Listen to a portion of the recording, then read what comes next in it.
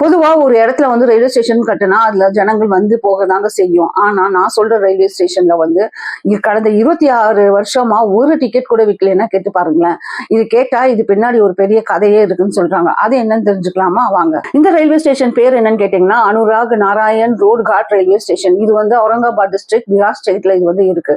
இந்த ரயில்வே லைன்ஸ்லாம் எதுக்கு அண்டர் ஆப்ரேட் ஆகுதுன்னா east central railway division under work ஆகுது. இது வந்து பிரிட்டிஷ் காலகட்டத்தில் வந்து இந்த ரயில்வே ஸ்டேஷனை எஸ்டாப்ளிஷ் பண்ணியிருக்காங்க.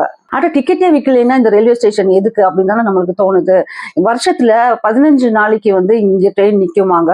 அந்த 15 நாள் என்ன விசேஷம்னு கேட்டீங்கன்னா பித்ரு பக்ஷான்றது. பித்ரு பக்ஷானா, பித்ருனா ஆன்சிஸ்டர்ஸ், நம்ம முன்னோர்களை வந்து வணங்கி பிண்ட தர்ப்பணம் பண்ணுவாங்க, பூஜை எல்லாம் பண்றோம்ல, அதுதாங்க பித்ரு தக்ஷா. ஸோ அந்த நாள்ல தான் இங்க வந்து ட்ரெயின் நிற்கும். அந்த ரயில்வே ஸ்டேஷன்ல உள்ள எம்ப்ளாயிஸ் வந்து 4-5 பேர் அந்த 15 நாளைக்கு மட்டும்தாங்க வந்து வேலை பார்த்துட்டு போவாங்க. இப்ப நீங்க யாராச்சும் இந்த வீடியோ பாக்குறவங்க அந்த ஸ்டேஷனுக்கு போயிருந்தீங்கன்னா அதை பத்தி தெரிஞ்சா கொஞ்சம் உங்க எக்ஸ்பீரியன்ஸை ஷேர் பண்ணுங்க. இந்த மாதிரி சின்ன சின்ன தகவலுக்கு என்னோட சேனலை சப்ஸ்கிரைப் பண்ணிக்கோங்க.